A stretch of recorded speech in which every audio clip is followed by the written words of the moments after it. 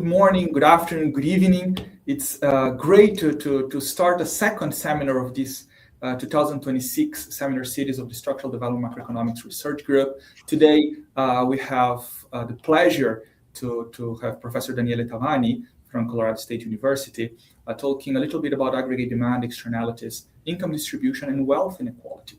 And I also have the pleasure to introduce Julia Juarez from UNAM in Mexico, and Giuliano Yajima, that is joining us from the Levy Institute in New York. And we will be part of this conversation after Daniele presents this very, very interesting paper that combines, different elements on growth, distribution, and macrodynamics. So Daniele, thank you again for being with us, and the floor is yours.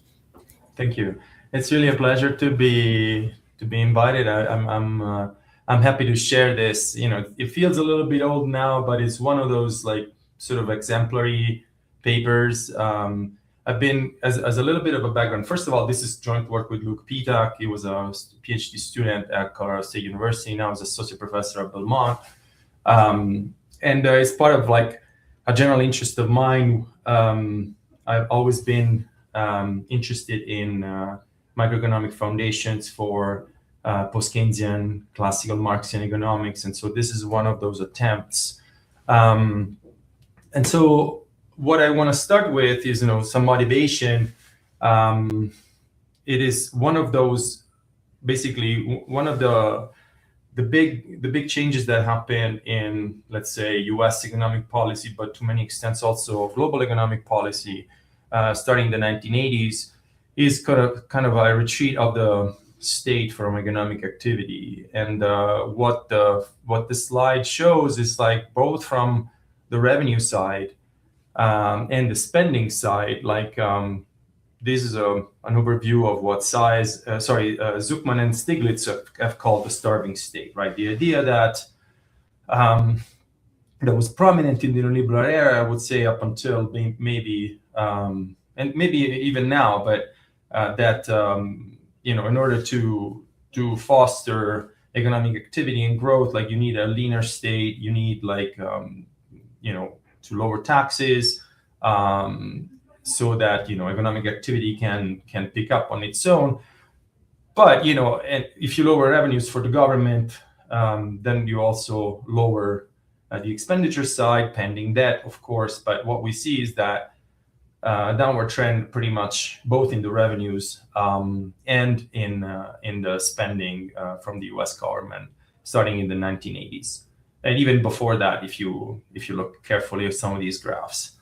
And so one of the ways in which revenues were reduced was to basically mitigate the redistributive role of the government with progressive taxation. And so both the top marginal income tax rate and the effective corporate tax rate have gone down in the last, let's say, 60 plus years, right? And so of course, this is not our research. This is Size and Zuckman's account of changes in the progressive structure of the U.S. tax code. Then comparing the retreat of the state with the economic performance in the United States, what you see is something that doesn't look like a great record, right? On the one hand, you have increasing wealth inequality, again, as documented by Piketty, Size, and Zuckman, with the rise of the top 1% wealth share. We have a falling wage share, already a downward trend, starting in the 60s, and then the trend steepens after the 2000s. Labor productivity growth is also declining. This is something, the relationship between the wage share and labor productivity growth is a key interest in classical Marxian economics. We can talk about this later, maybe in the Q&A. But we also have a downward trend in capacity utilization. Capacity utilization is a key variable for post-Keynesian and Kaleskian economists. And so in a way, we see two sides of the same coin. On the one hand, you see the retreat of the state from economic activity that should foster growth, employment, and so on. But at the same time, you see a pretty much lackluster economic performance. And I'm not claiming causality here necessarily, but just by looking at some trend plots. But of course, there is a story that I'm going to tell that is probably like, trying to adjudicate these trends from a maybe a logical standpoint. This is probably the where the paper feels like pretty old, because this is also this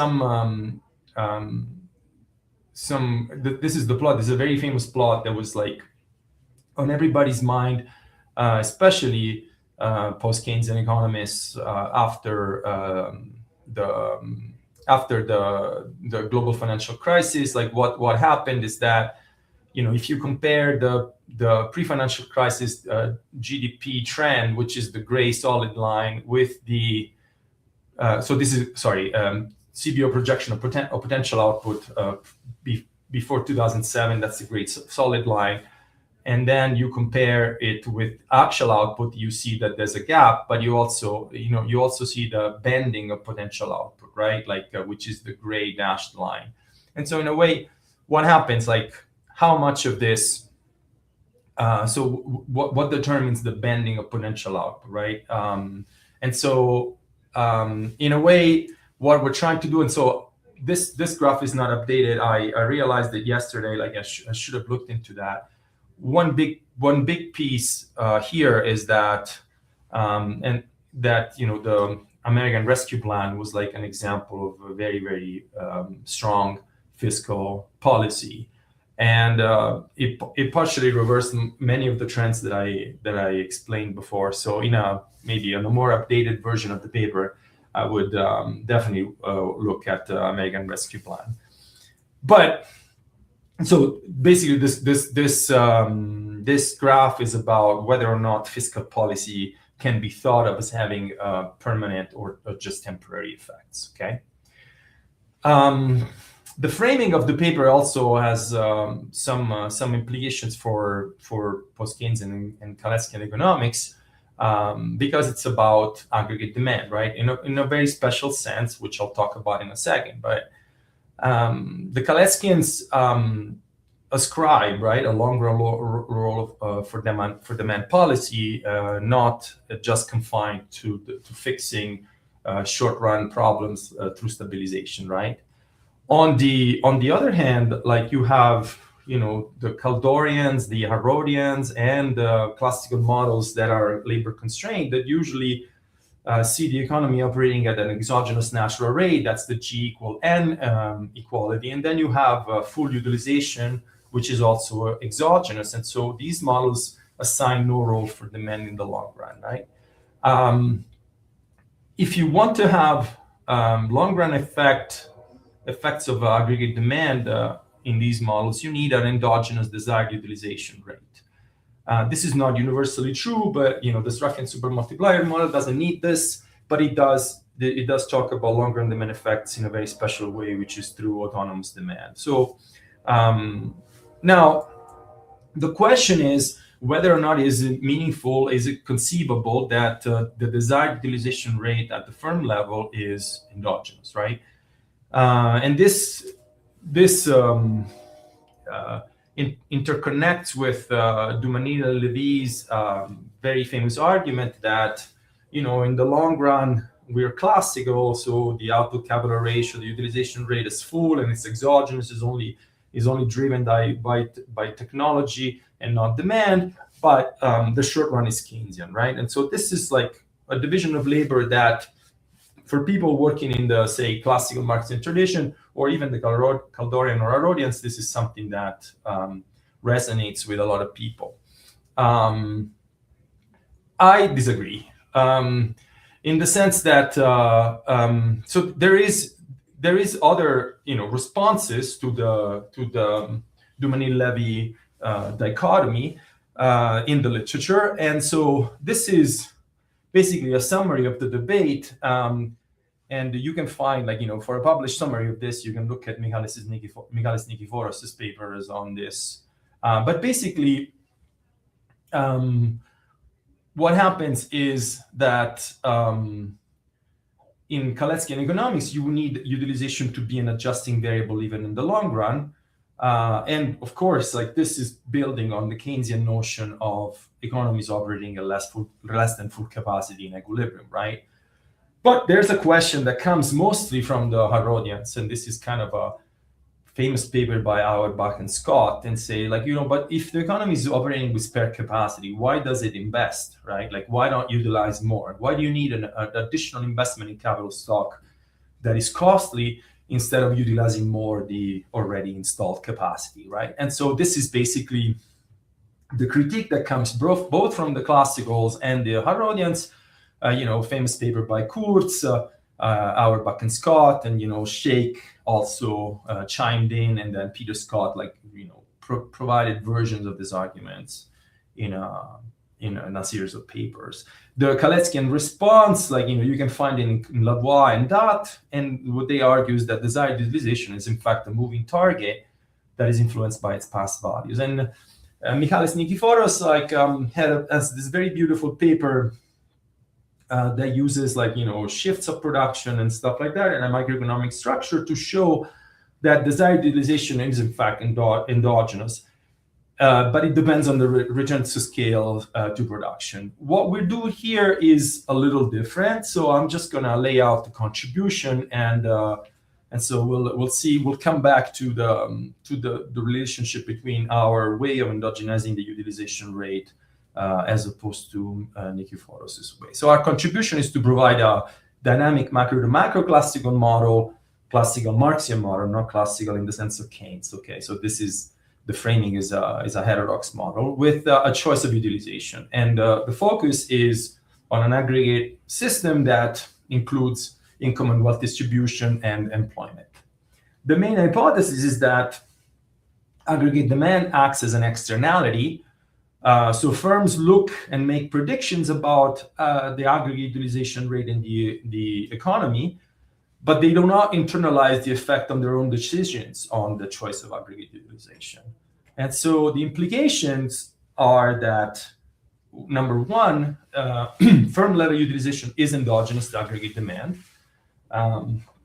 We will show that economies do operate with slack capacity in equilibrium.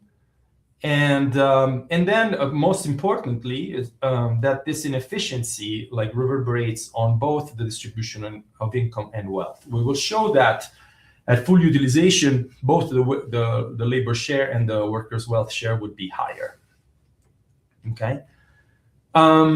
Of course, when you have a market failure of this kind, you have a role for a minimal state, to correct it. And so the government can use allocation policy to implement the full utilization rate. We will show that there is a spending multiplier. This is in logs, but it's the same. And it works even at balanced budget. And of course, when you implement the full utilization rate, you will have a more progressive distribution of both income and wealth in the economy. I can also show this is maybe not the main contribution of the paper, but when you have shocks, these shocks will have permanent effects. So you have hysteresis, and then of course the sole thing is embedded in a dynamic model with wealth dynamics alla Posinetti, together with a Goodwin growth cycle model. And what happens in the growth cycle model is that given that the choice of utilization influences the income capital ratio, which becomes endogenous to distribution, this is a channel through which the growth cycle, the perpetual conflict is tamed. So the Goodwin center turns into a stable spiral. Okay, then I'll show you some simulations and then I'll conclude. All right, let's dive into the model. Excuse me. So we are assuming basically we're trying to stack the deck against basically any possible effect that you might have, right? So we're assuming identical competitive firms. For this first version, there's no government, the economy is closed. We have a Leontief technology using capital and effective labor. We normalize the output capital ratio at full capacity to 1. Time is continuous. The main assumption, and this is building on a paper by Greenwood, Herkbich, and other in 1988, we basically use this idea of the user cost of capital, which you can think about depreciation, right? So they only had the dependence on own utilization, and so the extension here is that we actually include a dependence of depreciation, the user cost of capital, to economy-wide utilization. And so this is, you could think about this. The important thing is you need to have a trade, like basically an effect on aggregate utilization on the firm's problem. And you can do this either through the cost side or to the revenue side. Rainer Franke has a paper in which he looks at the revenue side. Luke and I have a more recent paper that just came out in Review of Political Economy that summarizes this research, and we also look at the revenue side. So we make revenues depend on aggregate utilization. But the important thing is that you have a hill-shaped thing, right? The net profit function that you see in equation 2, is increasing on utilization on the revenue side, but is also decreasing utilization on the cost side. So the more you utilize your own plants, the higher the wear and tear of these plants. This is a very simple idea of maybe of depreciation, right? Of course, we need convexity in order to generate an interior solution, but the way that the user cost function is constructed features this dependence on utilization. So what is important here is that the marginal cost, right? The marginal cost of utilizing your own capital stock decreases in economy-wide utilization. So this is the second cross partial derivative, right? It's assumed to be negative, less than 0. So and the other restriction so this is the first assumption that we make on the user cost. The other restriction that we make, of course, we assume a simple exponential structure, but we also assume that this parameter gamma that describes the extent to which there is an externality, with gamma equals 0, the user cost only depends on own utilization, right? We restrict this parameter to be strictly above 0, but less than 1 minus beta. And this is meant to generate what's called a weak strategic complementarity and a single equilibrium, okay? There's worlds in which you can have strong strategic complementarities, which I'll talk about in a second, and multiple equilibria. This is not what we're doing here, okay? And so the fact that the marginal cost of utilization decreases in average utilization creates an incentive for firms to utilize more if they see other firms utilizing more, right? So this is I think this is a way in which I see the fact that the firm sees aggregate demand as external to them, looks at the economy is gaining steam, it wants to bring more product to market, but it doesn't internalize the fact that it bringing more product to market actually increases, creates the supply necessary to accommodate that aggregate demand, okay? And so the firm problem proceeds in 2 steps. First, it sets effective inputs equal to each other so that you operate at the Leontief kink, and then you choose utilization to maximize net profits. So the first part is, profits, so revenues minus labor cost, and the second part is the user cost, okay? Finally, there's this parameter theta, which is a parameter that is related to exogenous shocks, which we'll be using later to discuss the effects of shocks to the economy, okay? Now, what happens if you solve this problem, right? From the firm standpoint, the parameters are the labor share omega, right? This is the unit labor cost, since we're in a Leontief world, and the other parameter is average utilization. You see that as it's typical in say classical and post-Keynesian economics, the capital stock is basically a scaling variable, right? So when you solve this problem, the solution is independent of the size of the firm. So what happens is that once you choose utilization, you actually get something that looks like a best response function, of course, to average utilization, right? Which is U tilde. And this is the result on endogeneity of the desired utilization. This is full optimization rate. It's not something that this is what the firm wants to do. And so the desired utilization is endogenous to aggregate utilization, which is a proxy for demand. The difference between what we do here and what Dot and Lavoie is that, yes, utilization, it is a moving target, but it does not depend about values, its own past values, as in Lavoie, but it depends on expectations about aggregate utilization, okay? And there are strategic complementarities between firms. So as aggregate utilization increases, there's a firm incentive to utilize more its own capital stock. So then we look at households. This is also reasonably standard.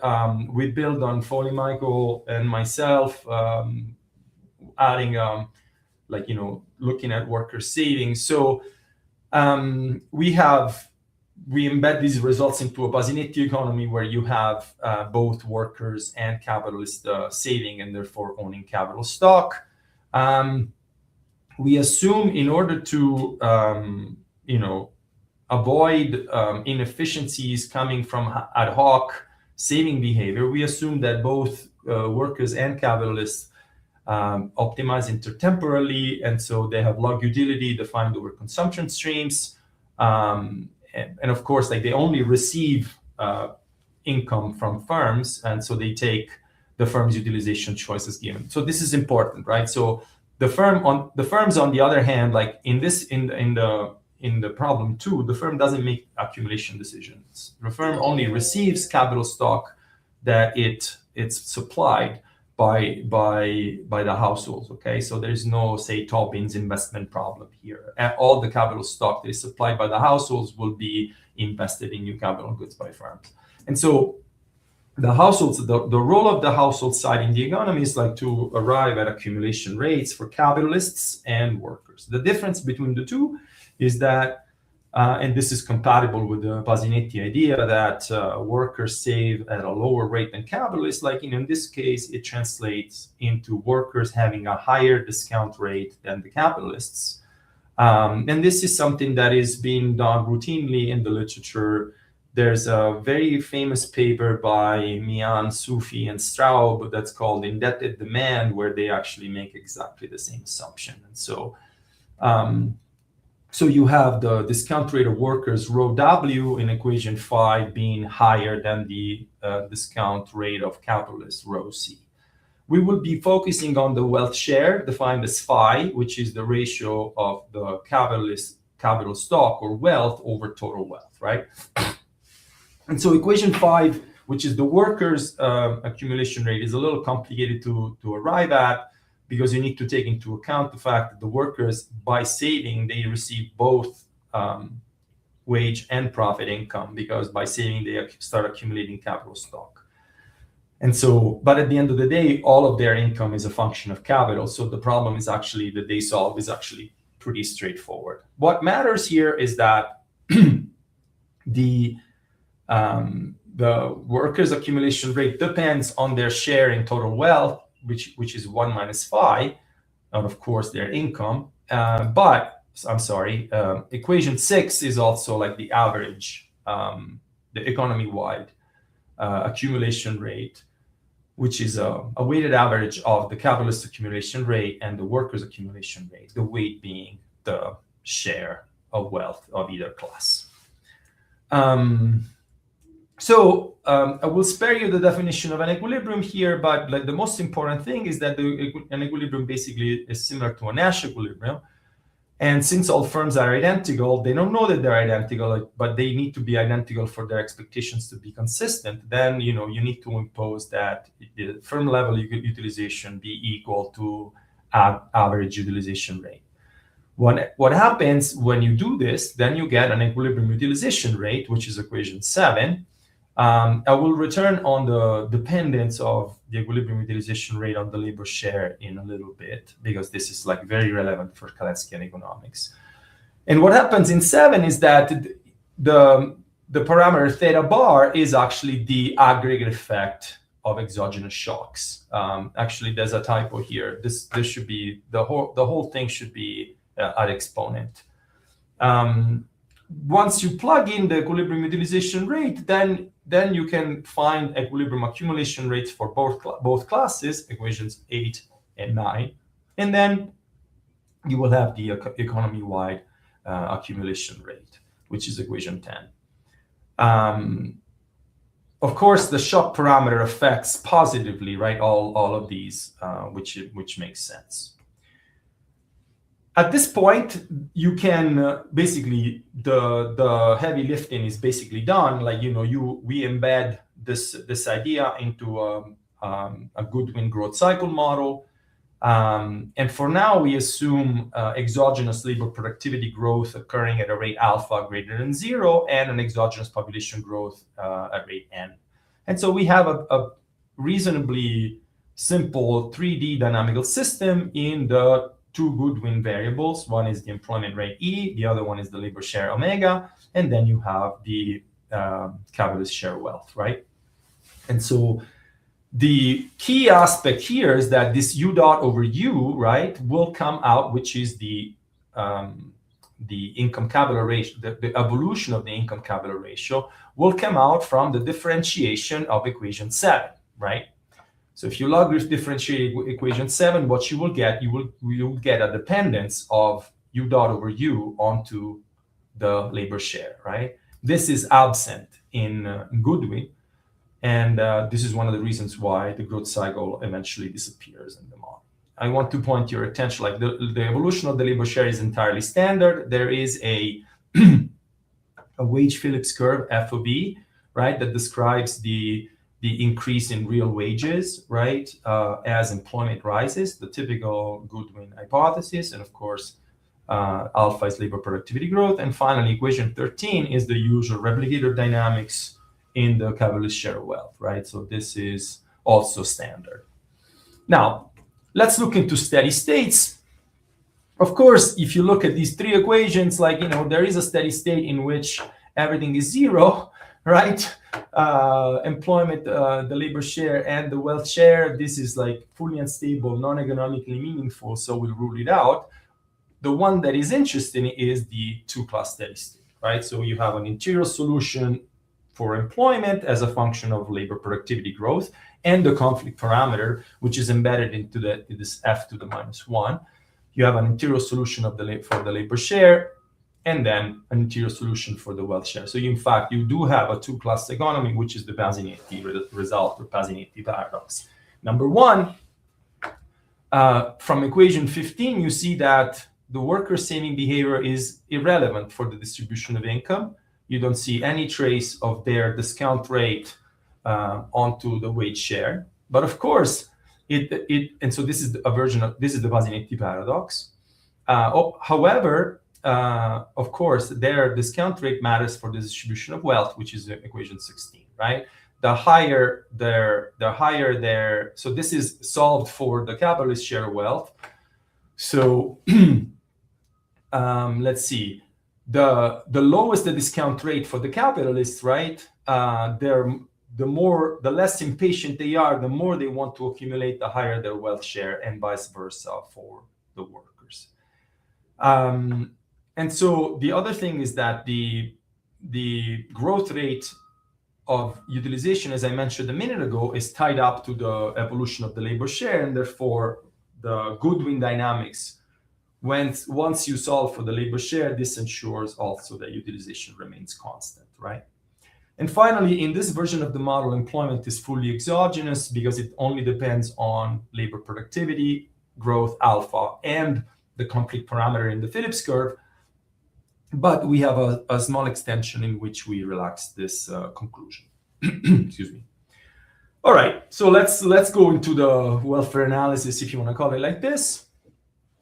And the question is, like, do we achieve full utilization in this model? The answer is no. How do I define full utilization? Well, I define it as the utilization rate that would prevail if firms, instead of acting in isolation, they would coordinate, right? They would internalize the effect of their choices on aggregate utilization, which would be akin to a social planner problem. And the solution is equation 17, which I labeled U star. And if you compare it with the previous one, you see this term 1 minus gamma at denominator that acts as a multiplier. So full utilization or socially coordinated utilization is always higher than equilibrium utilization insofar as the model makes sense under the assumption that I showed you on strategic complementarities. In fact, if you interpret this inequality that is required for the model to make sense, what an economic interpretation of this might be is that you do have an externality. If you don't have an externality, the model achieves full utilization, but the extent of the externality is not as strong as to overcome or dominate the firm's internal cost structure. In the first paper that we wrote in this vein of papers, like we were focusing on steady state, no dynamics, no wealth distribution. We actually provided a test, an empirical test using sector by state utilization data. And we find that not only we find a positive value, like positive significant value for the externality parameter, but we also find support for this restriction that you see here, right? That it ensures that it's a single equilibrium. Let me show you how does the equilibrium look graphically. So basically on the horizontal axis, you have average utilization U tilde, and on the vertical axis, you have firm level utilization. Of course, the dashed line is the 45-degree line such that the two are equal. The gray solid line is the best response function, right? Whereas the firm with the externality not internalized, and the black line is the best response that would arise if firms coordinated, right? So that's the difference between U and U tilde. Let me show you the implications of this result for the distribution of income and wealth.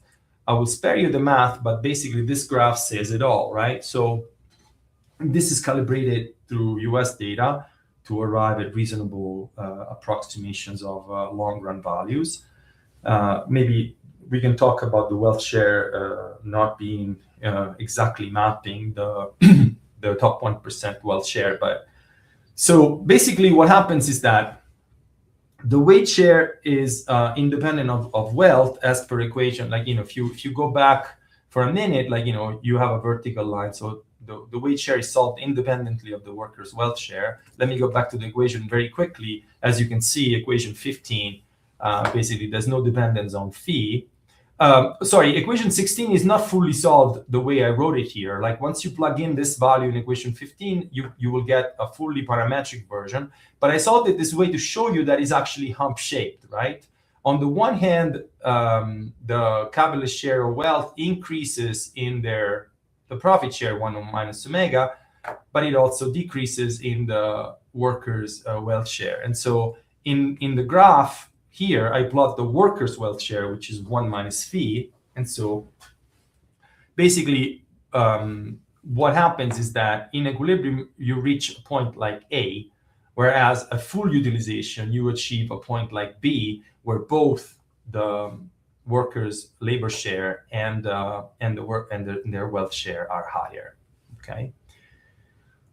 And so basically, like typically happens with externalities or market failures in general, there's no efficiency equity trade-off in this model, basically, right? And so now that this is established in the paper, then we can go on a very, very simple decentralization mechanism where the government can use a tax subsidy scheme to implement the full utilization rate. We show that the model generates a balanced budget multiplier that is larger than 1. So the aggregate response is stronger than the individual response. And also, by way of what I showed you before, we show that fiscal policy is progressive in the sense that a full utilization, both the labor share and the workers' wealth share, are higher than in equilibrium. Now, another thing that happens is that the theta parameter also has permanent effects. We shock that, and then permanently you get permanently higher values for all variables but employment, because employment is independent of theta. But I think more importantly, we have a result on the political economy of full utilization that I'm going to talk about in a second. Okay. So let me show you a couple of simulations. First, so the first one on the left is a simple transitional dynamics of a demand shock. As it typically happens, you have the the predator-prey structure, where employment rises initially, then it converges to, and then the labor share follows, right? There's some significant overshooting in the labor share before it converges to a higher value. Since this is the exogenous model, employment converges to its long-run value is not changed. The labor share falls dramatically following a demand shock. The graphic on the right is about the decentralization, right? So a tax subsidy scheme that implements the full utilization rate. Similar to before, all variables are normalized at 100% before the shock. So this is to show you like a percentage increase or decrease in the variables. So the model predicts a sharp decline in both cases on the workers' wealth share, and we can discuss whether or not this is realistic. But I would say that the most important feature is not like being able to match reality exactly, but the direction of the results. Now, let me talk a little bit about the political aspects. What happens is that I said that there's no efficiency equity trade-off, in the sense that when you implement full utilization in this model, workers are better off in that they have a higher workers' wealth share and the labor share as well. What happens to capitalists? Well, in the exogenous model, their profits do not change, so they're not worse off. So achieving full utilization is basically a weak Pareto improvement, where the workers are better off in terms of shares. Capitalists are not worse off. But that means that all the gains from full utilization accrue to workers. Mm-hmm. And so the loss in relative terms might explain why capitalists, or households whose I'm sorry about all these noises. The households with all their income being like made out of returns to assets might resist such policies. And so in this sense, our argument restates formally the argument by Kaletsky about the political aspects of full employment. Now, it's not exactly the same, because we have exogenous employment in the long run, right? But if we tie up labor productivity growth to utilization, then the employment rate is also going to be endogenous, right? And so this model will decentralizing the full utilization rate will have will imply permanent growth and employment effects, right? So this is a battery of extensions that we do in the paper that I'm not gonna talk about too much. And this is basically I already said, but the interesting thing is this, right? In the baseline model, capitalist profits are the same in levels at equilibrium and at full utilization. So capitalists are never worse off by implementing the full utilization rate, but of course they worse off in relative terms, right? And so one of the problems with the whole Pareto improvement story is that it seems like people do not care too much about their absolute status, but they care about their relative status much more. And right, so by losing in relative terms, we see incentives for capitalists to resist these policies. But what I can show you is that when I make labor productivity growth endogenous to utilization, I can show you that in the long run, even profits would be higher at full utilization, right? But the problem is that in the long run we're all dead. And so this is the picture, right? So the black line is the full utilization log profits over time, using the simulation, so the full transitional dynamics for the profits.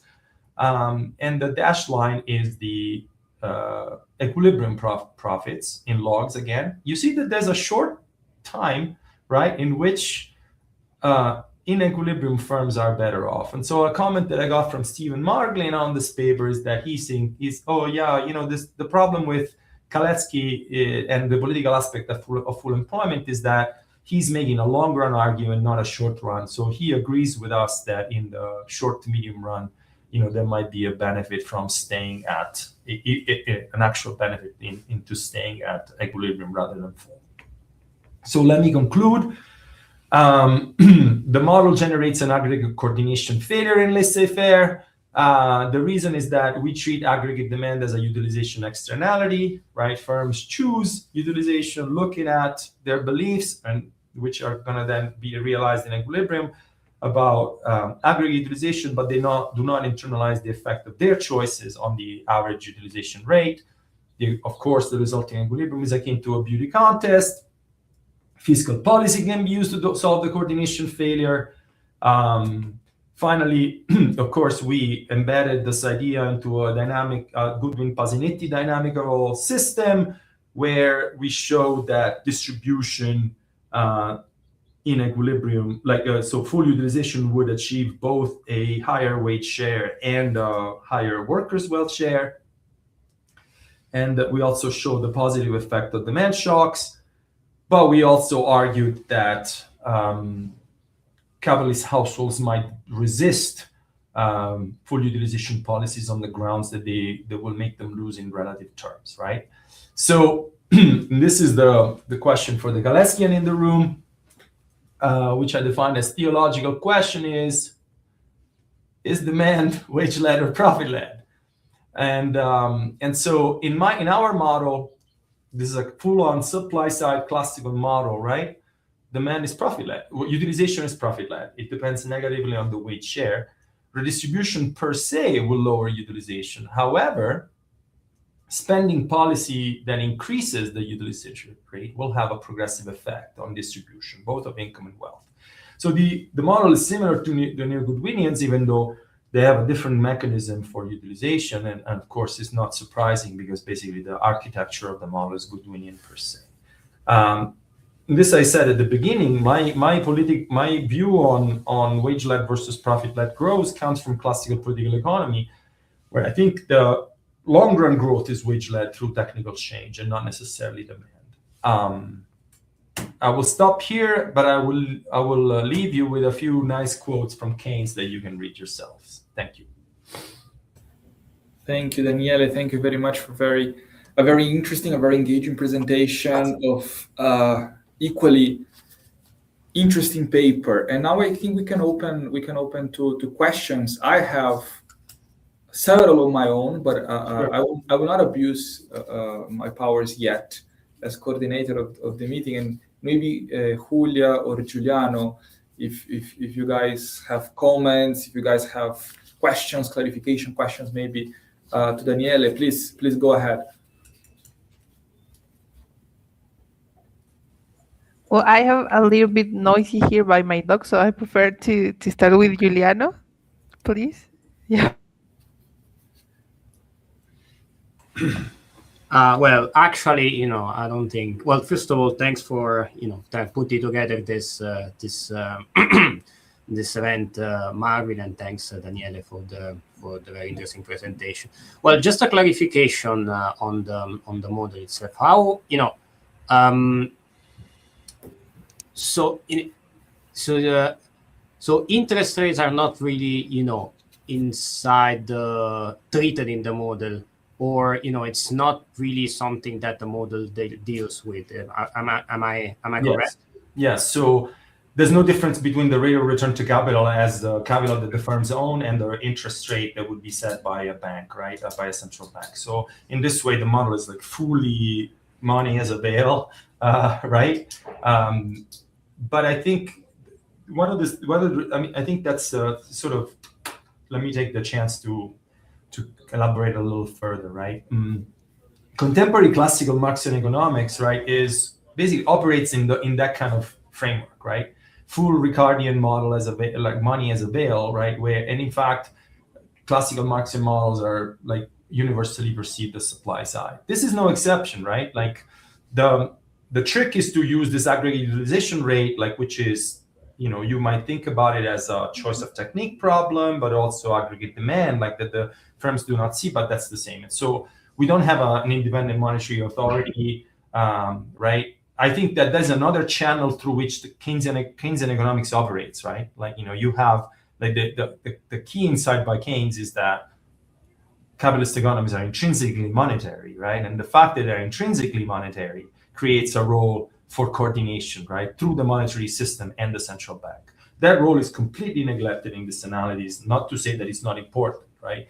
But it's a way to say, like, maybe, in a way, like what we were trying to do is to say, like, look, there are reasons to suspect that the aggregate utilization, that desired utilization is endogenous to demand, even in this, like, cooked up, economy, if you want. Thank you, Giuliano. Julia, you pass your turn, so you go after me, or you want to ask something to Daniele? Yeah. I have a lot of ideas on my mind. First of all, for me, I really love this last article that you said about Kaleski, the political aspect of full employment. I really enjoyed that paper because it's, I appreciate that you came into the discussion this last article. But my question is related. I don't know if I understand in the correct way the long run relationship between underutilization rate and it feels like underutilization, it's defined like a failure that depress wages, and throughout this way depress the wage share.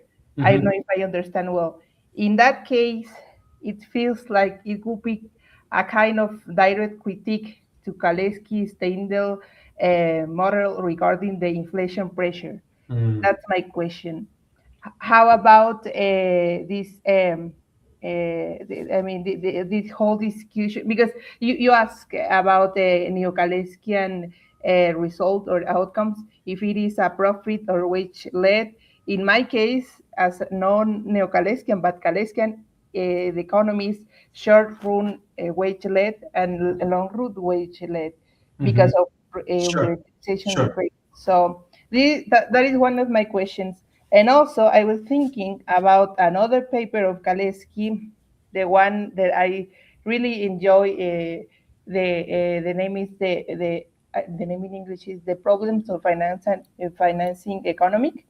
The one who published in 1954. He take this argument on political aspects into developing economies. So he started to say that if an economy achieves full employment, you are going to have some political problems, but also inflation pressures. Sure. So what about this? Yeah, so thank you for bringing this up. Like, I'm going to go back to the simulation, because, like, I do not do inflation exactly. We don't do inflation. This is something that it's on my mind. Like, I've been thinking about it also to explain the temporary inflation spike. What we see inflation in the wage share, right here. When you have a demand shock, and when you or you try to implement in both cases, like, you look at the green line, you have a ton of overshooting, right? And so that is the price variable here is the wage share, right? And so I agree with you that there's and I think that is something that that is very much relevant for the U.S. experience. Maybe it is true that inflation in post-COVID was mostly supply driven. I actually fundamentally believe this, but it's also true that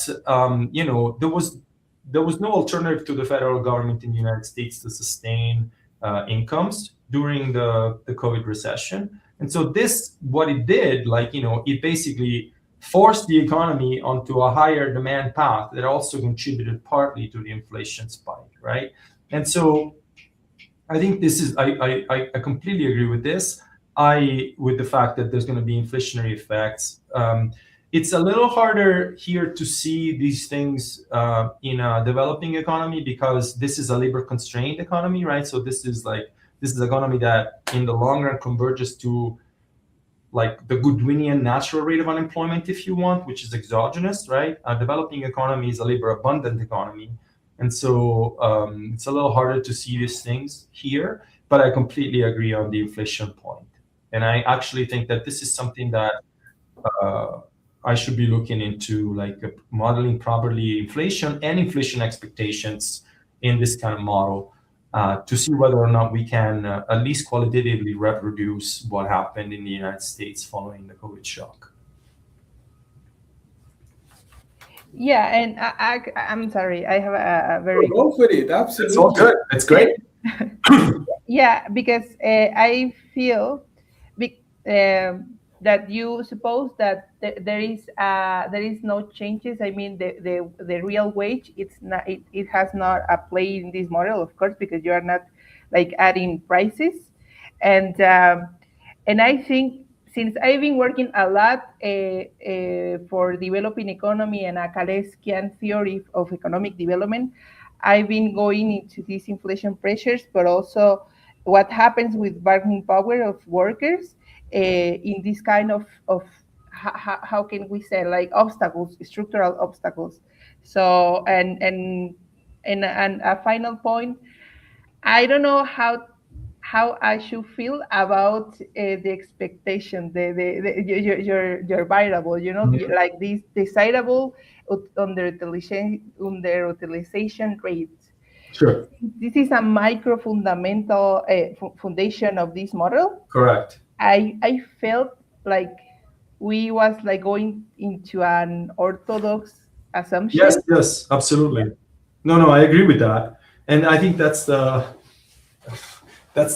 you can see this paper as a provocation, but I also think in that sense, right? But I also think that you can arrive at different behavioral micro foundations and obtain a very, very similar result.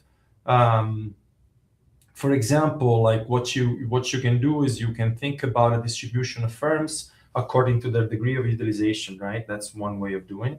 Or you can think about firms, splitting up the firms into two kinds of firms, like firms that have an optimistic outlook, and firms that have a pessimistic outlook, right? And then what you're gonna have an endogeneity of so without thinking about profit maximization explicitly, or even like intertemporal utility maximization like we do.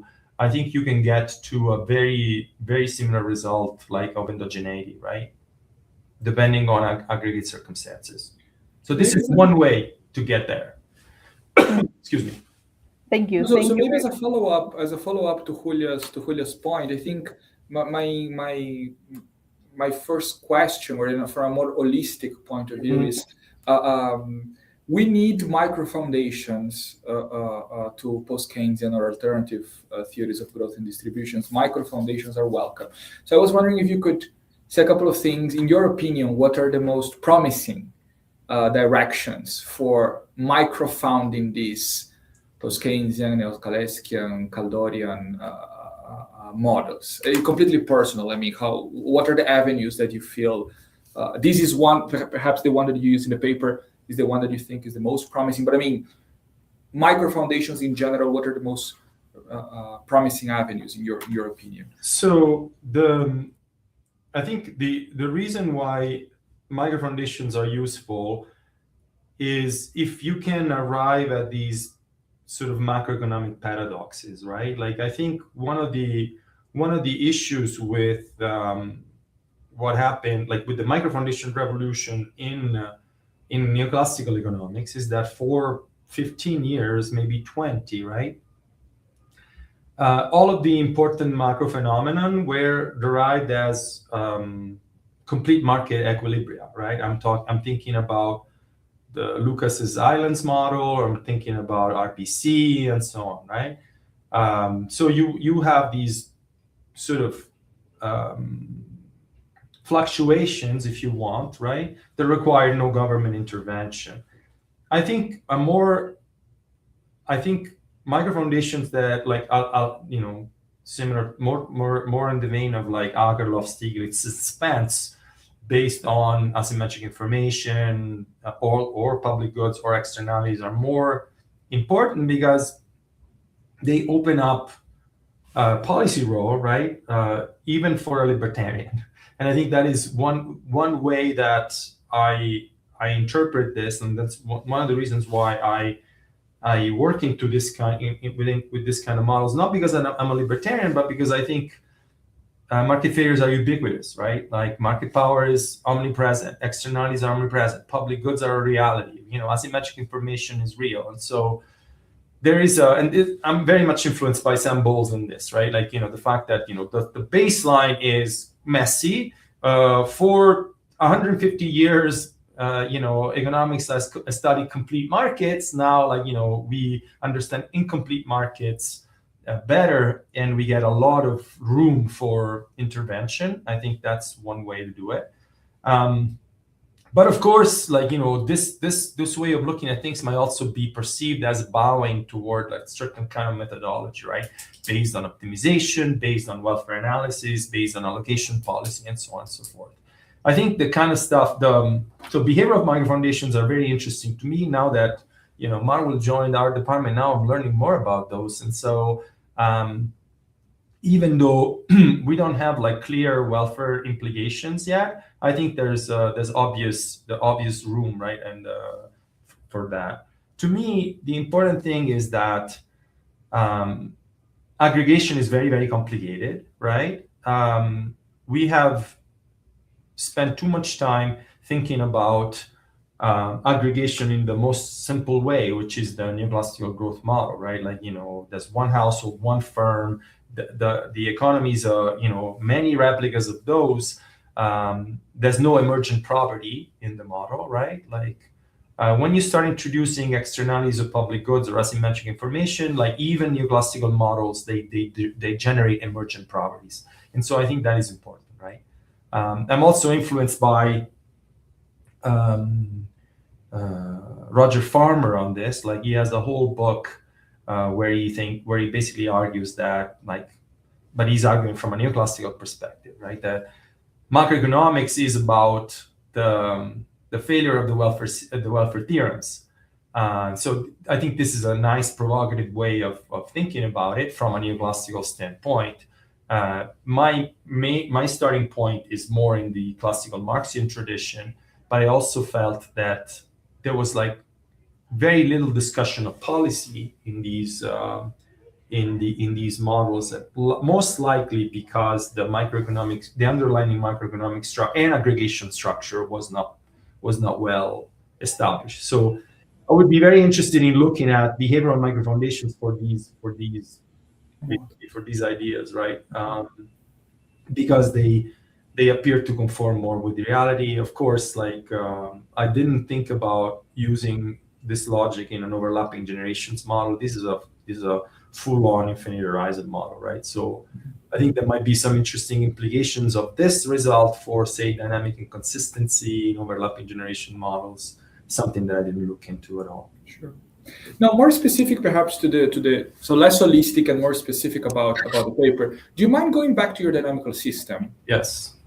Because that was a question that emerged while I was reading the paper, and I think your dynamical system, yes, 11 to 13 shows that very clear.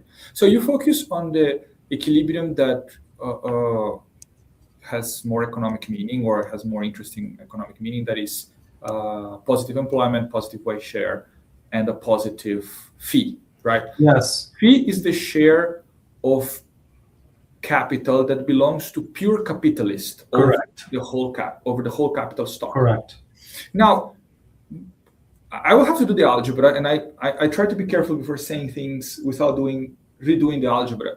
But I feel that there is a second equilibrium with economic meaning here.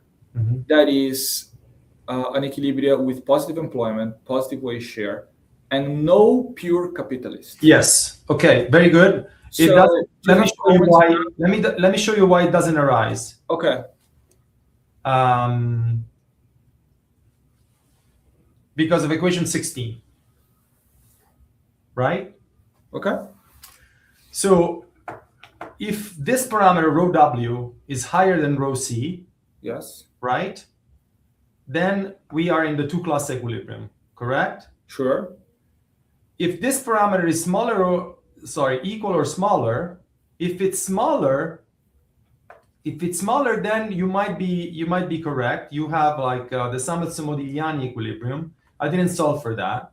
If it's equal, then we have an infinity problem here, right? If the two are equal.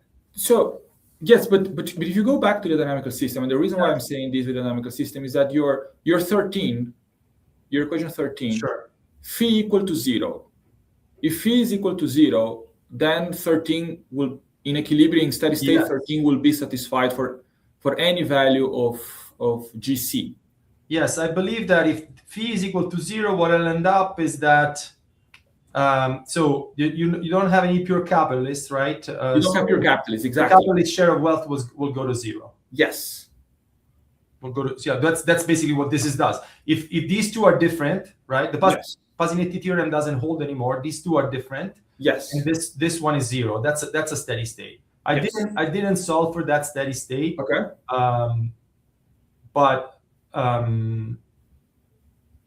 And I didn't do the stability analysis. Okay. Because that's an equilibrium that might have the interesting economic interpretation too. Because if it's unstable, if it is unstable, if the equilibrium exists, we have to check the equilibrium exists and is unstable, it will be nice to understand what is the force that is creating a pure capitalist class, because an equilibrium without pure capitalist class will disappear eventually. And if not, if that equilibrium is stable, so you have two stable equilibria besides the trivial. Sure. What are the conditions that lead to an economy with a pure capitalist class and an economy without pure capitalist? Yeah, so I think it's saving behavior that does it, right? Like it's the same. So this is a very interesting question, right? Because we have the Samuelson-Modigliani 1966 paper that is talking about one way in which the Pazzinetti equilibrium disappears and everybody becomes both a capitalist and a worker, and that is factor substitution, right? They basically argue that when you have a neoclassical production function, right, that has the usual properties, constant returns to scale, right, so that the intensive production function is has diminishing returns, then you converge to a solo world where everybody's both a capitalist and a worker. Here, there is a version of factor substitution. You see, in equation 7, this is the output capital ratio, right? And it responds to distribution. This is the same, it's a very similar thing that happens in neoclassical economics, even though I don't have a neoclassical production function, right? And that's the reason why the Pazzinetti equilibrium still exists here. Now, and so why does it exist? It exists because of different saving behavior. So the force is that as soon as this parameter is higher than this, which translates into workers saving less than capitalists, then you're in Pazzinetti world, right? Provided that everything else happens. Now, what I can do, and I didn't, or what I, I could assign it as an exercise to graduate students, like going forward, to ask your question. Like, imagine that you have phi steady state equals 0. What happens to everything else, and what are conditions that guarantee that this equilibrium is stable? What I think it's going to happen is that in steady state, like this thing is, if rho W is equal to rho C, then we have an infinity problem, right? But if rho W is less than rho C, so you have thriftier workers than capitalists, then they will take up and accumulating the whole wealth. Does it make sense? It does. I would have to do the math, but it does make sense. Yes, absolutely. No, this is fantastic.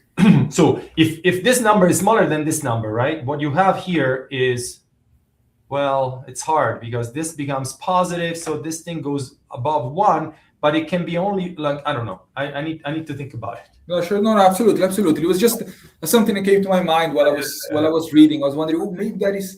And when I think about this equilibrium without capitalists, I know that I'm pushing both the model and the argument a little bit too much, but it comes to my mind a US versus Europe situation in which Americans, maybe they're closer to a case, or they could be closer to a case in which there are no pure capitalists.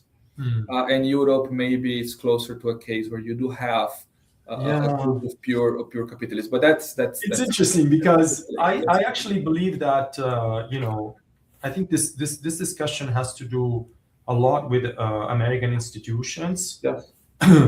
Because most of the income that Elon Musk receives, or Jeff Bezos receive, right, is in the form of wage payments that depend on stock options, right? So yeah, is that wages or capital income? I think it's capital income, right? I think it's capital income, but it's masqueraded as wage income, which is not. In a way, like, these people are perceiving actual residual income like a capitalist would do, right? But it's booked as wages. In fact, it's not even booked as wages. And so this is completely outside of the model, right? Of the scope of the model. But they don't book this income as wages. They book this income as unrealized capital gains, right? So this is something that I think stock flow modelers have been thinking about for a little while now, because you have a ton of unrealized capital gains. They're actually the only way that Jeff Bezos and Elon Musk can afford their 5 yachts and 10 homes is by borrowing against these unrealized capital gains. So in fact, these people are in a ton of debt. They have no income. They basically pay no taxes, right? But they create an enormous pressure on the financial system in order to finance their luscious consumption behavior. So I don't know if I agree with you about the US not having pure capitalists in the system. I think a lot has to do with the way that we book certain kinds of income and the institutions that are, the institutional arrangements behind the US. Don't quote me on that. I'm thinking out loud. Of course. Motivated by the model, of course. Yeah. Cool. Giulia, Giuliano, do you have other observations? Otherwise, I think we are slightly above 1 hour of conversation. And if you have other questions, I leave you guys. Otherwise, I conclude with one question of my own, and then I think we can conclude the seminar. Giuliano, Julia. Very good. So going back to the point of inflation, because yes. I understand that the wage share is kind of the price variable in the model. So you have the wage share going up as a result of this, of the correction of the coordination problem, right? So if fiscal policy enters and corrects, and it internalizes that externality, the wage share will be higher and employment rate will be higher. Now, when I'm thinking about inflation, you mentioned at a certain moment, I think answering to Julia, you'd be interested to see how capacity utilization going up, the impact of that on prices. But I was wondering why you would look at capacity utilization and not the employment rate. That's true. And if inflation is associated not to because I see inflation, if inflation is associated to capacity utilization, maybe the result will stay. Mm-hmm. But if inflation is associated to employment rate, maybe this positive effect of fiscal policy on both employment and the wage share would not be. Yeah, I think this is a good question. Let me pull up the paper, because this is it, the answer is going to be a little technical, and so forgive me for that. Sure. But what and I need to find it though. So you can think, so no, I don't have the paper. That's okay. No, it's right here. Oh, okay, I found it. Sorry. If you look at the definition of the wage share, right? Like it's in a Leontief model, it's the real wage divided by labor productivity, right? If you start adding prices, then the price level will appear denominator, correct? And so when you start differentiating the wage share, you will have a negative effect on the wage share by increases in prices. Yes? In Goodwin has a linear wage Phillips curve with a negative intercept, right? That negative intercept to me is inflation. If you move it to the left-hand side, you're going to have the rate of growth in wages plus the rate of growth in prices, which is the rate of growth of nominal wages. I interpret that negative intercept term in Goodwin as inflation. And so this is what we do. Like we use it. We have an inflation. So employment hysteresis, and that's what's going to happen. So if you look at figure 6 in the paper, that's basically what happens. So you have a lot more movement. So I don't have it reported in the presentation, but you have a ton more movement, and so that actually affects both the wage share and employment. And in fact, if you think about it, again, this is very technical, right? In the Goodwin model, the wage share equation is the one that determines employment in the long run. Okay. Right. So not only in the long run, but also over the cycle. The general solution for employment comes from the wage share equation. So if you look at, and I'm sorry for not displaying it in the presentation, but if you look at equation 6, you see a lot more movement when you start introducing a dependence on inflation rate on utilization. If you look at the employment rate, it changes in the long run, like the steady state employment rate changes, both following a demand shock or a fiscal shock, and you have a lot more transitional dynamics than in the basic model. So apologies for the technical answer. No, you're good. But that's the best I can do with the model that I have.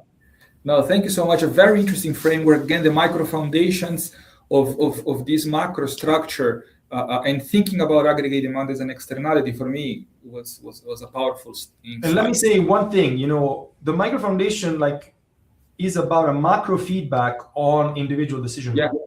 That is, I think it's important behaviorally, right? And the other thing that I want to say, for conclusion, I have a new project that I'm working on right now, where instead of having competitive firms, I have endogenous markups, right? Depending on utilization rate, which is more.